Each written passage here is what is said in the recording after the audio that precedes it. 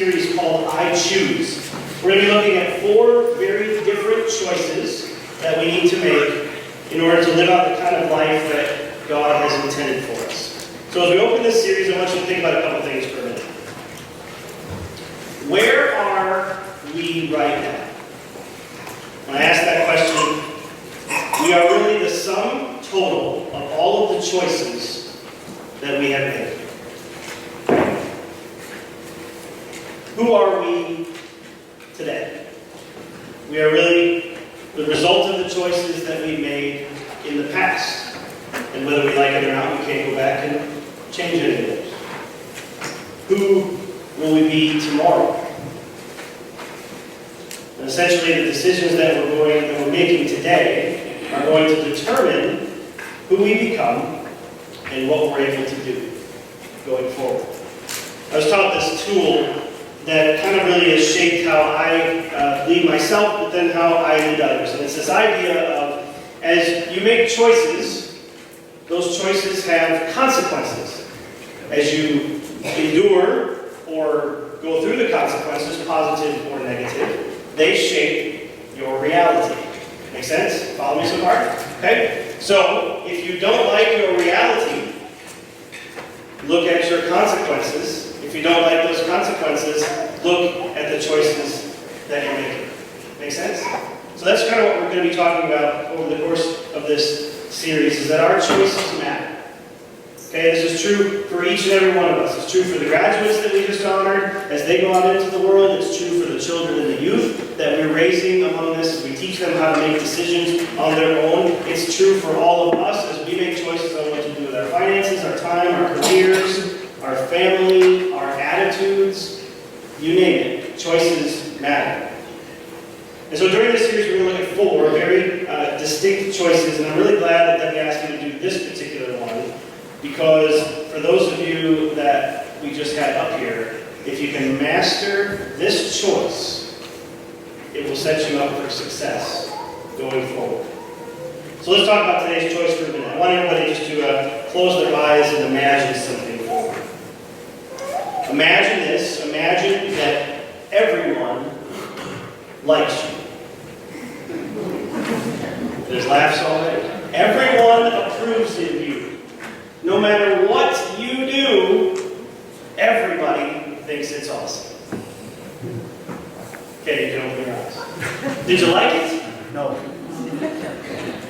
Because it's not going to happen. Right? You can't please everybody. Everybody is not going to like you in life. It's not humanly possible. So let's think about something else. Let's imagine something else. So imagine this with me. What if every single day you got up and you had passion and you had purpose in your life, knowing deep down you were doing what you were created to do? That's the kind of life God has for you.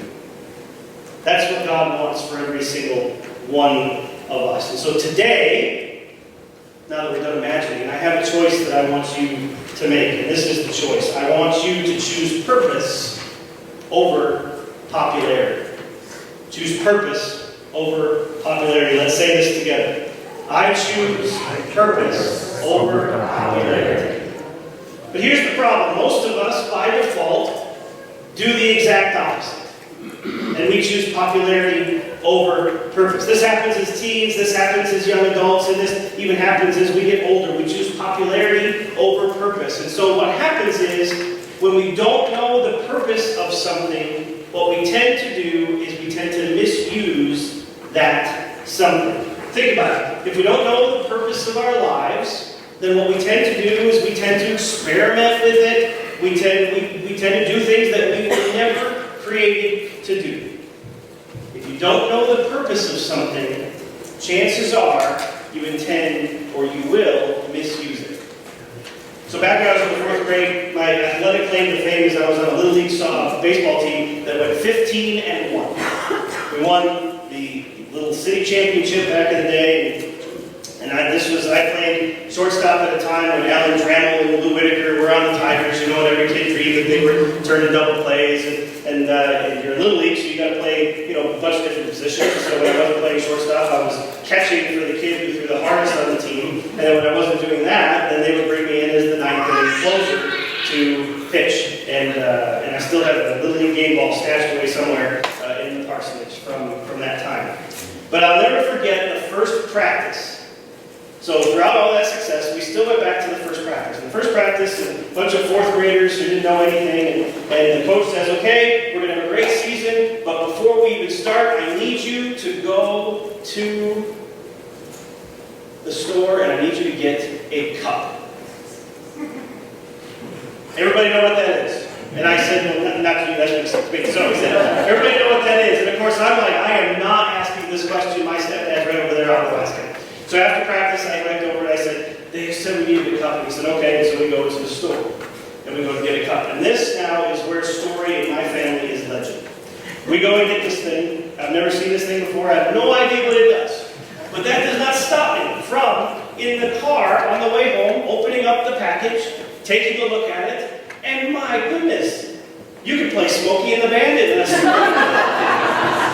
You can speak Darth Vader voices in that thing. People are driving up next to us. I'm waving. They're giving me this look, and I'm having, well, I have no idea what this thing is for. My stepdad, he's not paying attention to what I'm doing, but I'm having a ball. I walk in to my house, and my mother still says this to this day. I walk into the house with this thing in my hand, and I'm like, look, Mom, I'm Captain Cupman.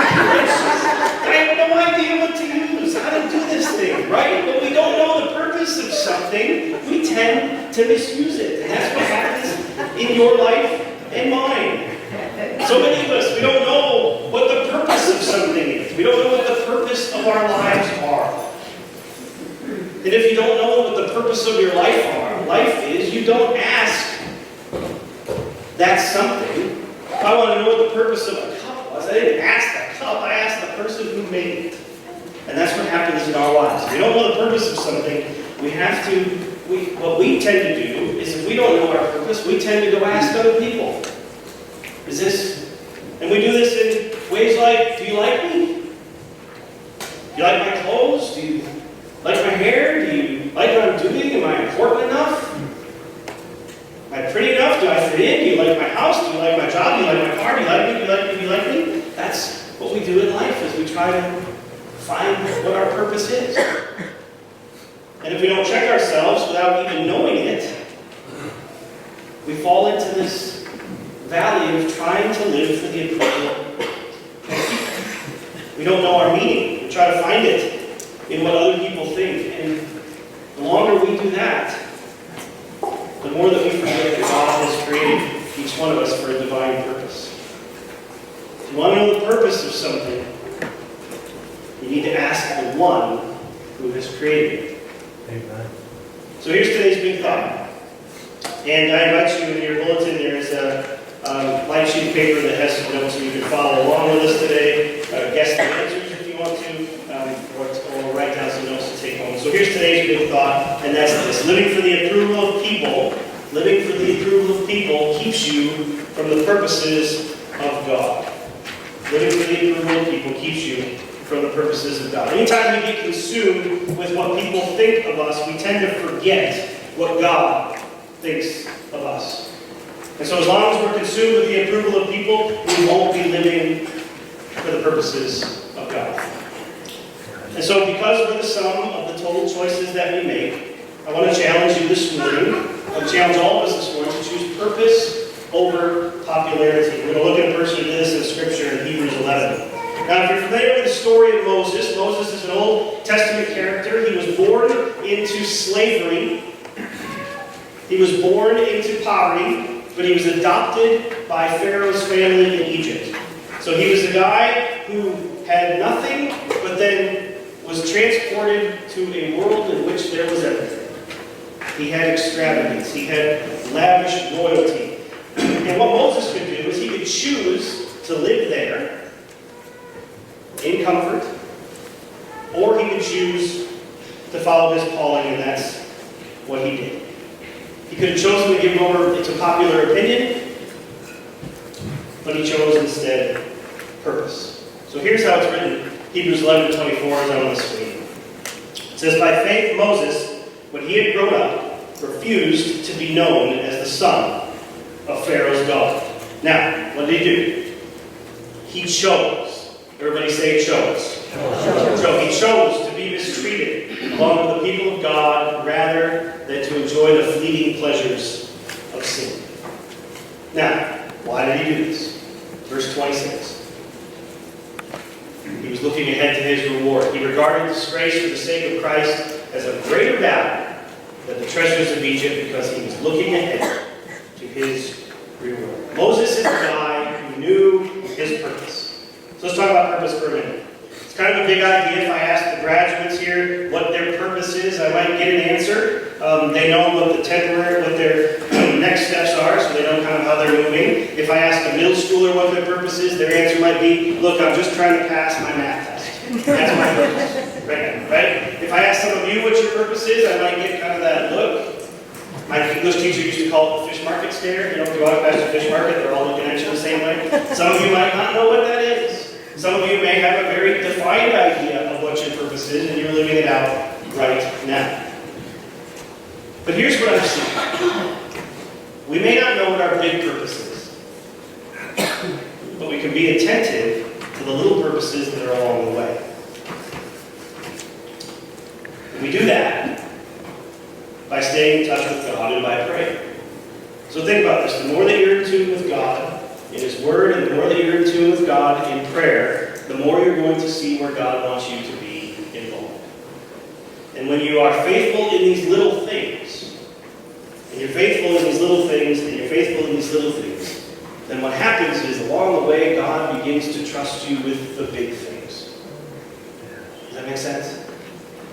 And so, what are the little things, right? They're encouraging somebody, praying for somebody, meeting a need for somebody. And when you do these things, and you pray, and when you encourage, and when you meet needs, and when you do the little things that are set in front of you, then what happens is you begin to discover what your purpose is, because then God begins to open that up to give you bigger and bigger and bigger things. There's power when you know what your purpose is. So let's talk about 3 ideas this morning related to that. And the first is this. Purpose eliminates or diminishes distractions. Purpose diminishes distractions. One of the biggest distractions that we have in this world, and the advent of social media really kind of amplifies this to a new level, is this idea of comparison. Now, some of you who graduated, you're going to go on the 4-year college plan. Some of you may be on the 11-year plan before it's all over with. And the parents are like, oh God, no, please. Get it done.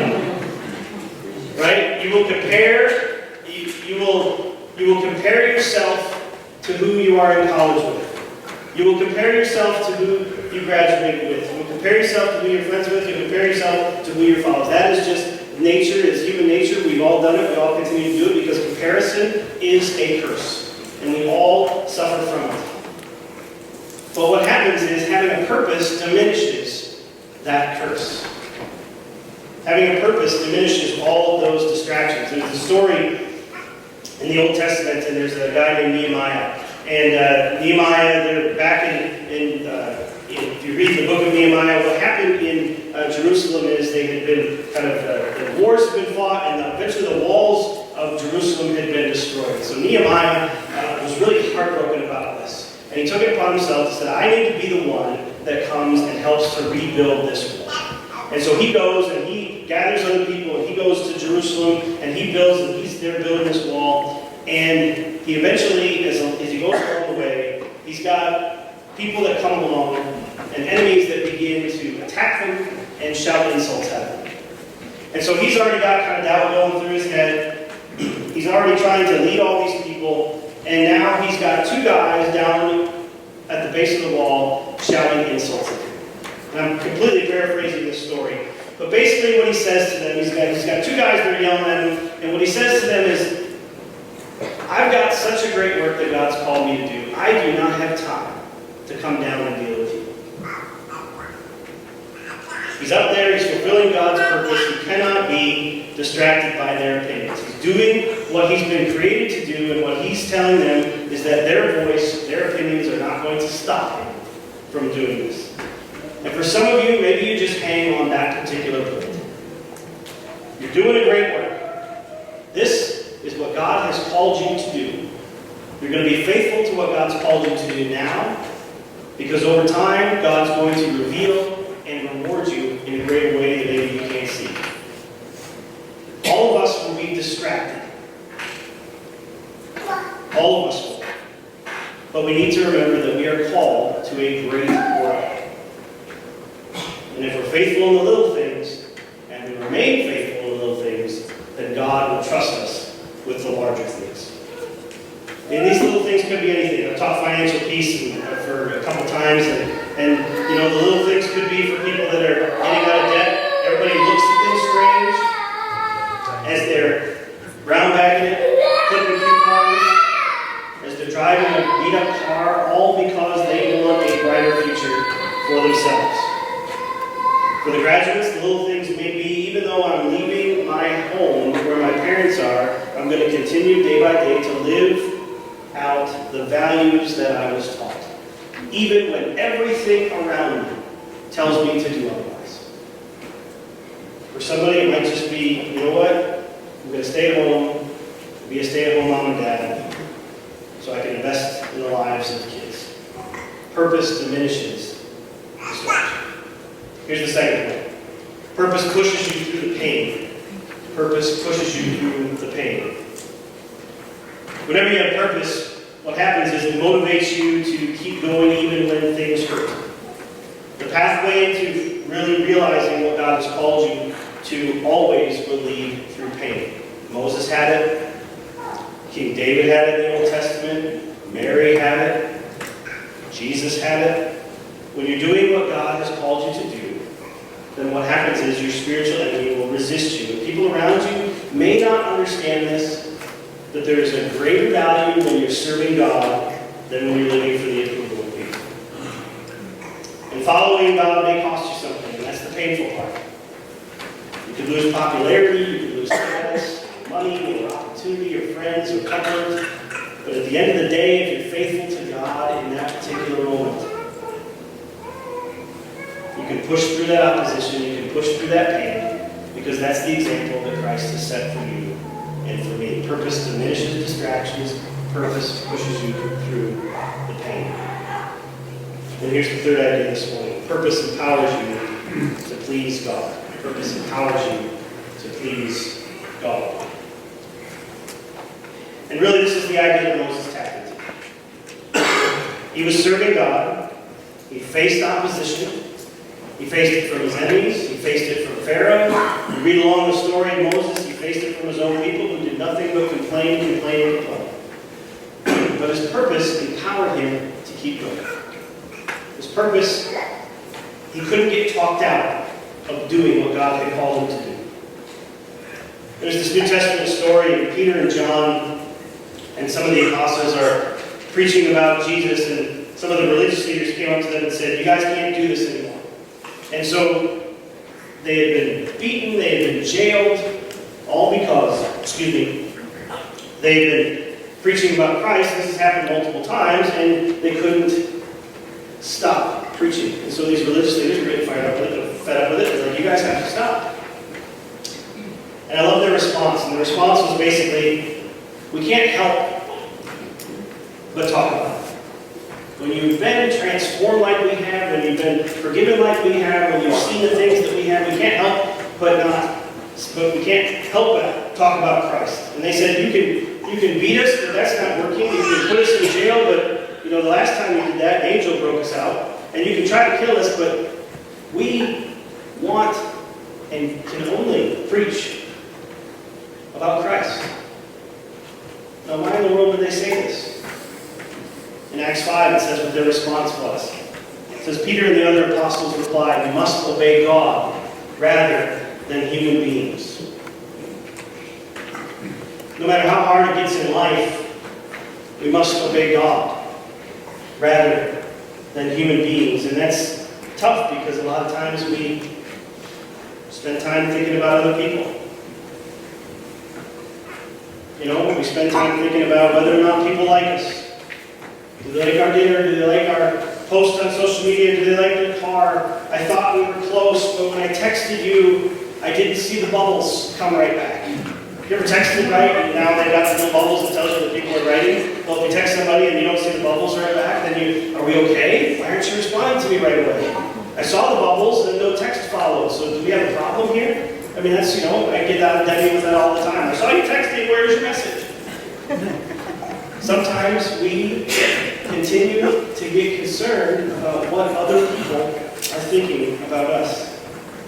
So living to please people instead of God keeps us from the purposes of God. You can't please everybody, but you can please God. If you walk away with one thing this morning, just walk away with that. You cannot please everybody, but you can please God. And you do that through just simple steps of faith. If you're obedient to the little things, then you end up pleasing God.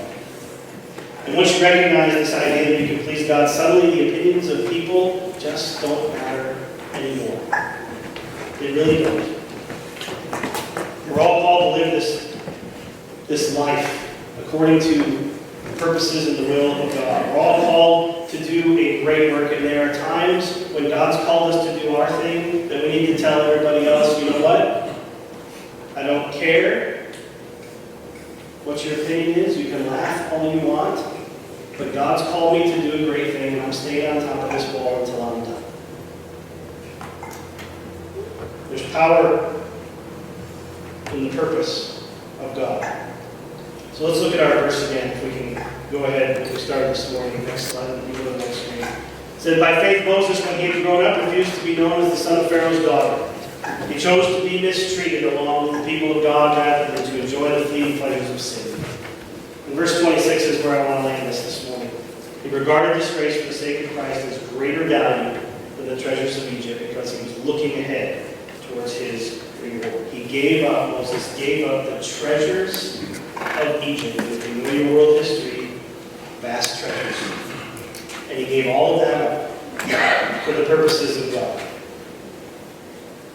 There's a lot of value in being liked by people. There's a lot of value in fun with friends. There's a lot of value in being comfortable. But there's greater value in being faithful to God. There's greater value in following God's calling. There's greater value in finding and then finishing something important for God's glory. There's greater value for serving God's purpose. You can't please everybody, but in this world, yes, you can please God.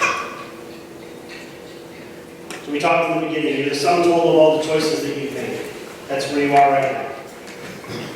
The decisions that you have made can't be changed. Where you're going, your choices will determine where you're going to go today and where you're going to go tomorrow. Your choices shape your consequences, which then shape your reality. And in this life, you'll have a choice to make again and again and again and again, and it is this. Am I living for others? Am I trying to do something that I will never, ever, ever achieve, which is winning over the approval of people? Or am I living for the approval of God, according to His purpose? Came across this quote, actually, last night by Billy Graham. I love Billy Graham's stories, and I could read all day. And he said this. He said, there are 3 versions of you. The first is the person that you think you are. The second is the person that others think you are. And the third is the person that God knows you are and can be through Christ. We can't please everybody, but we can please God. We can choose God's purpose over being popular with people. We can choose His calling over our comfort. We can lay down our lives to serve Him. We can be faithful in the little moments, because when we're faithful in the little things, then God returns it and rewards us by giving us larger things. May God help us all this week as we choose purpose over popularity. Let's pray together. God, as we come before you, We know that we are sitting here as the result of the choices that we've made. Some good, some bad, some questionable. But all of them have shaped us up until this point. And as we embark on this series, and as we embark on this particular choice, Lord, we ask that you would give us the wisdom and the strength to recognize when you are calling us to choose purpose over popularity. Help us to remain faithful in the little things that you've called us to, so that you can show us the big things that you've designed us for. Help us, God, to continue to be focused on you in each choice that we make in each day. May we continue to try to work for your approval, and not for the approval of others around us. It's in Jesus' name all the people said.